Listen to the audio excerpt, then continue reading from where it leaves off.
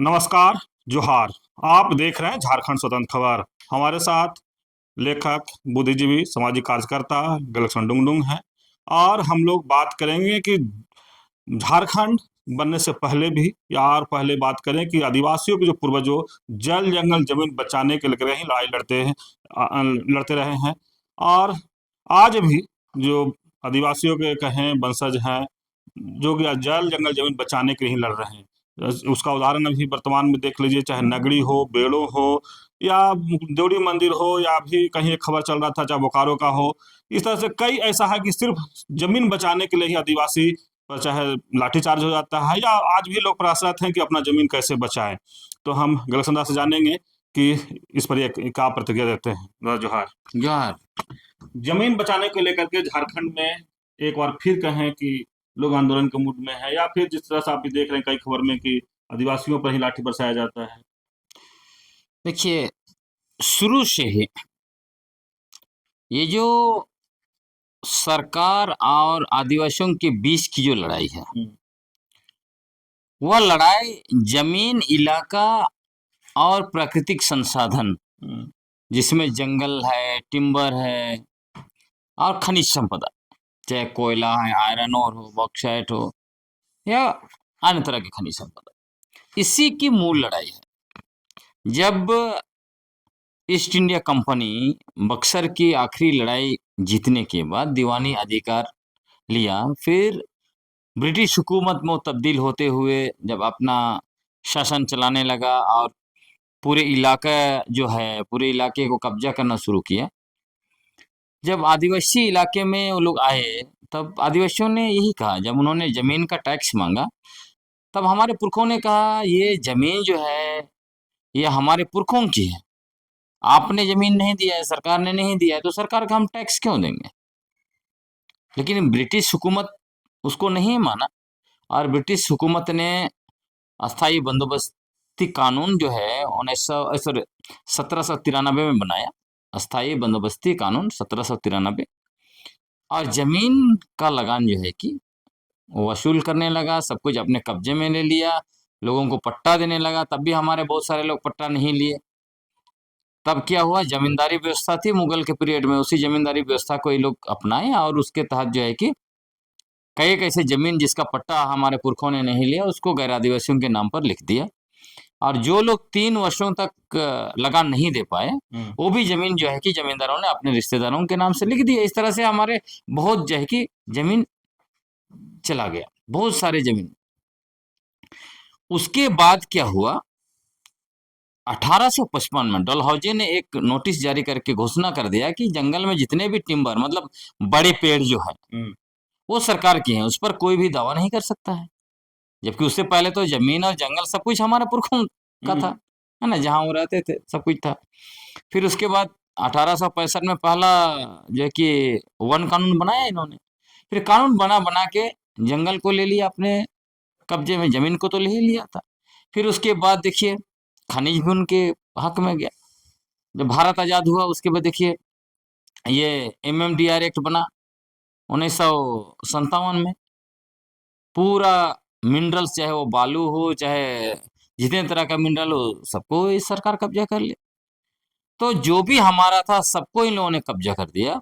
और जो संवैधानिक व्यवस्था हमारे लिए किए, चाहे वो 5वीं अनुसूची का सवाल है, या उसके बाद उसके अंदर जो भी मौलिक अधिकार दिए गए उसका सवाल है, आरक्षण का सवाल है, या फिर उसके बाद जो भी कानून बने, या ब्रिटिश जमाने में भी जो कानून बने, चाहे वो CNT-SPT कानून हो, विल्किंसन रूल हो, या फिर उसके बाद वन अधिकार जैसे कानून बने, पेशा कानून बने, है ना, ऐसे जितने भी कानून बने उन कानूनों को लागू नहीं किया गया।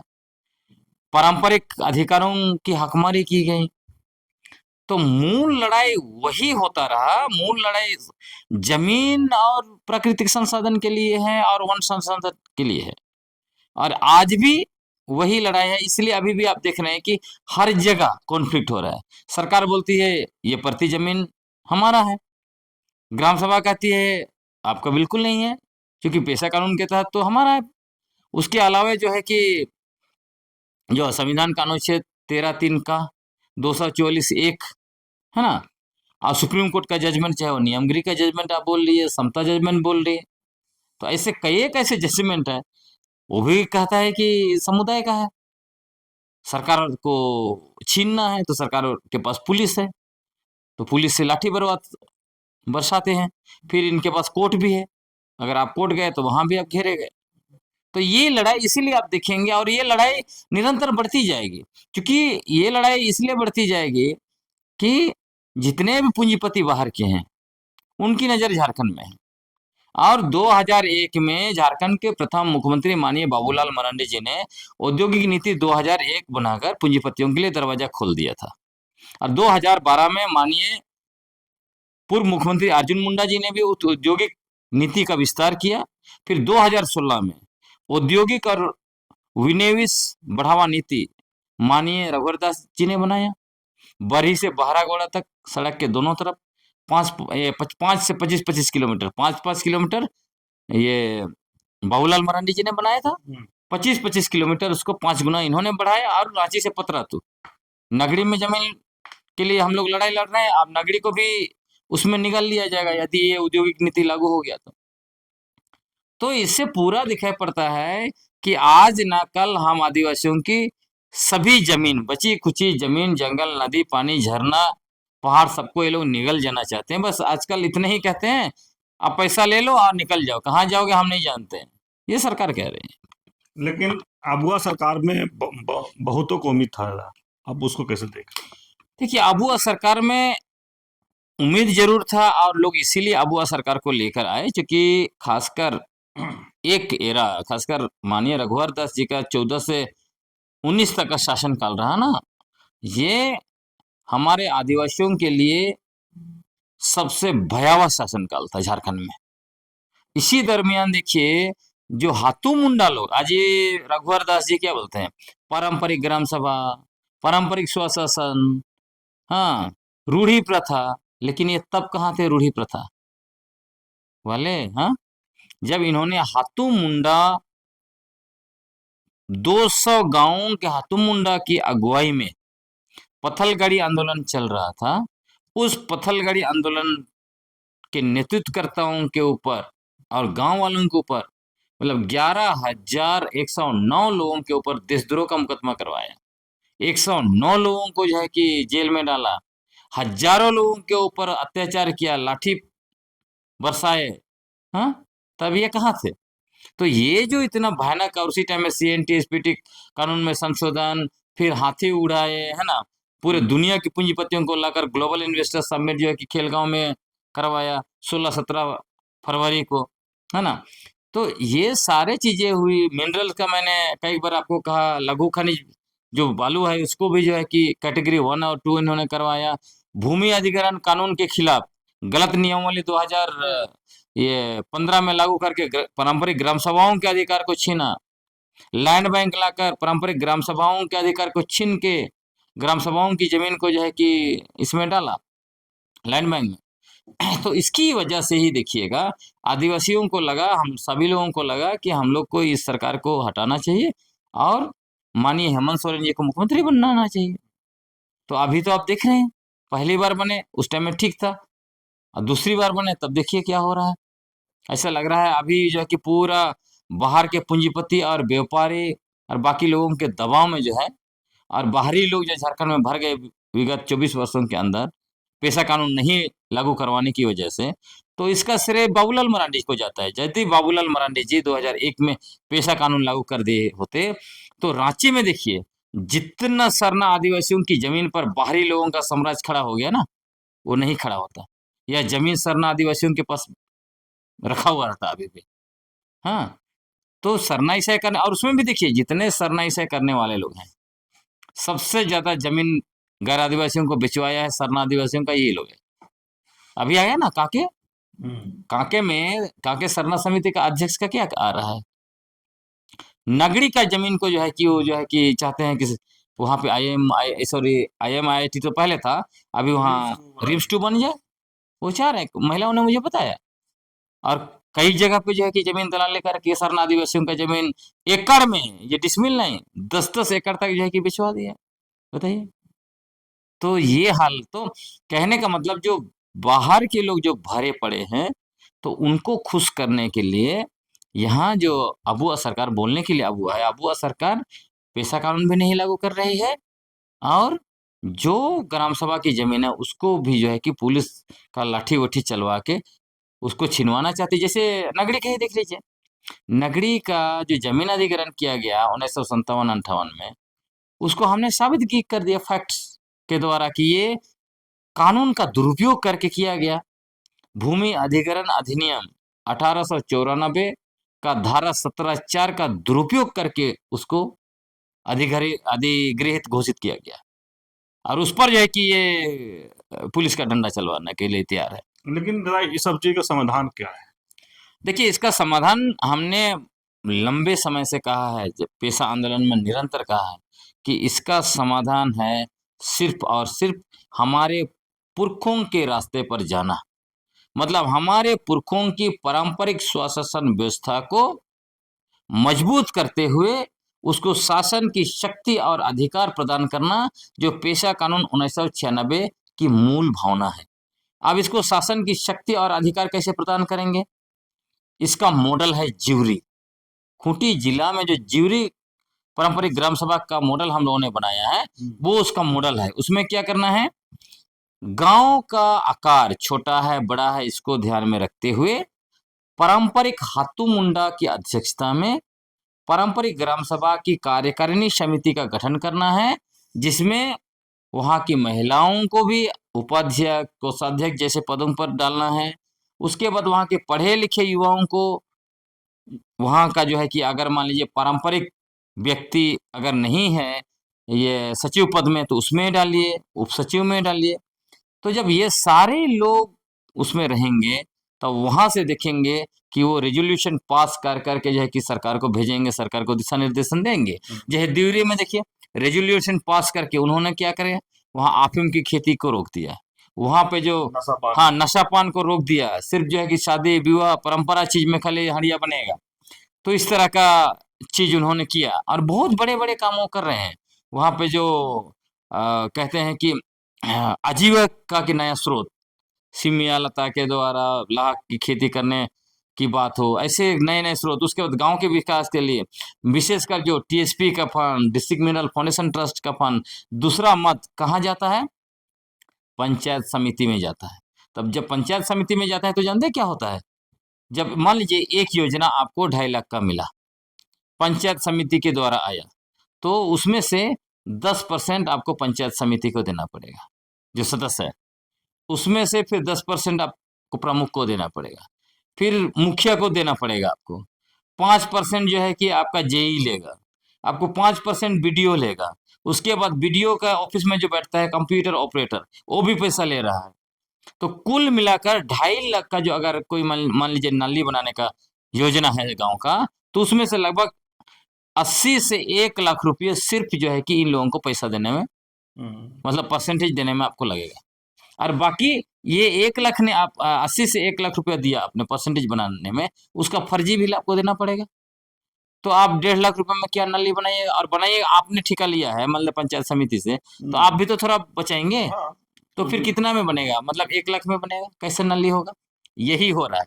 इसीलिए हम लोग कह रहे हैं जब ये जो जिवरी मॉडल में क्या होगा, आप पंचायत समिति को नहीं, सीधा ग्राम सभा का खाता में जो आएगा पैसा गांव का विकास का, नहीं तो ग्राम सभा नहीं देगा एनओसी। अभी लोग क्या बोलता है हाथू मुंडा को, ये आपका योजना नहीं है, ये किसका योजना है, पंचायत समिति का है, इसलिए आपका हस्ताक्षर का भी जरूरत नहीं। वो लोग फर्जी बना बना के जो है कि पास कर दे रहा है, जबकि क्या होना है, गांव में योजना पास का होना है।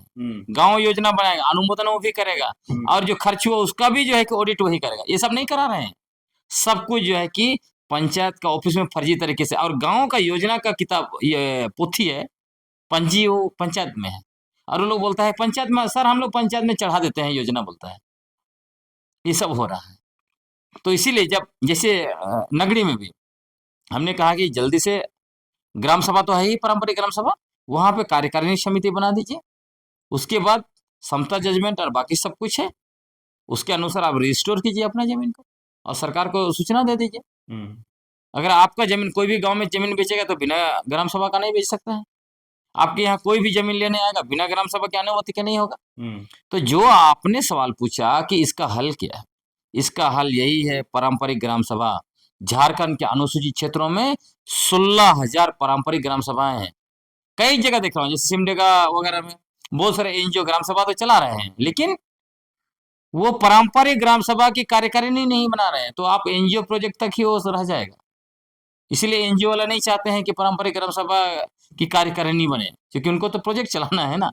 तो जितना पैसा अभी ट्रेनिंग व्रेनिंग बोल के जो है पैसा का चालू कर रहा है, पूरा लूट है, भयानक लूट है। ये जमीन तो लूट आप कहे ना, जमीन को पुलिस लगा लगा के आदिवासी जमीन को लूटा जा रहा है गैर कानूनी तरीके से। दूसरा, हमारा डिस्ट्रिक्ट मिनरल फाउंडेशन का ट्रस्ट जो है उसका पैसा, ये टीएसपी का पैसा और दूसरे मत का विकास का पैसा है ना। उसके अलावा प्रशिक्षण के नाम पर जितना पैसा आ रहा है करोड़ों रुपया, वो भी यही लोग नौकरशाह और जो है कि एनजीओ मिलजुल के जो खा पी के उड़ा रहे हैं और आदिवासियों की। इसीलिए देखिएगा कहा जाता है झारखंड में कि अमीर राज के गरीब लोग, तो आदिवासियों का तो आप सब कुछ छीन रहे हैं, जमीन छीन रहे हैं, खनिज संपदा छीन रहे हैं, उनके नाम से जो विकास का पैसा आ रहा है उसको भी छीन रहे हैं। तो आदिवासी तो फटिहाल में ही रहेगा ना। इसीलिए और जो ये पारंपरिक स्वशासन व्यवस्था मैं क्यों बोल रहा हूँ, विगत 24 वर्षों का झारखंड का अनुभव और 7 दशक से ज्यादा हो रहा है ना देश का आजादी के बाद, इसका अनुभव क्या बताता है?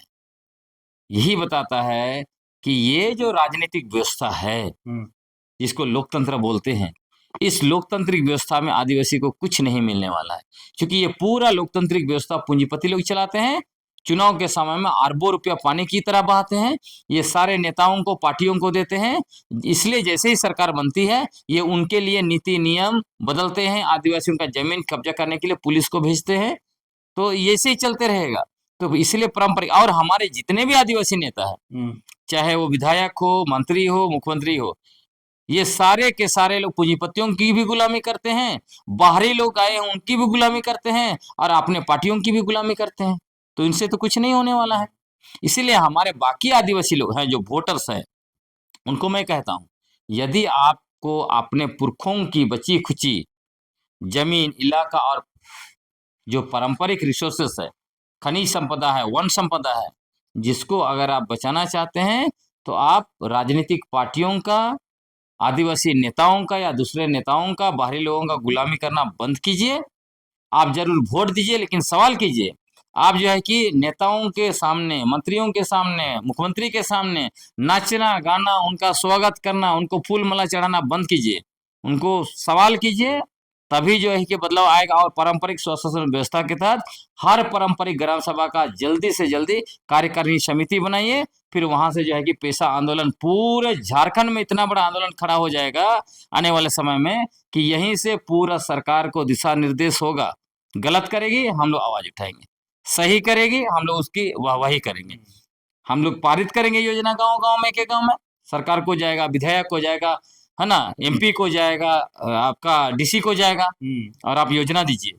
हम लोग पत्थर गाड़ी वाले नहीं है जो योजना का बहिष्कार करते थे, सरकार का बहिष्कार करते थे। हम लोग तो बोल रहे हमारा अधिकार है, हमारा दो और ज्यादा विकास के लिए।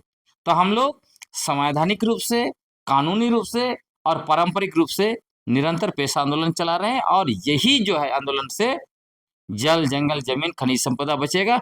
हमारे संवैधानिक अधिकार, कानूनी अधिकार और पारंपरिक अधिकारों को लागू भी किया जाएगा, उसकी सुरक्षा और उसका संरक्षण भी होगा।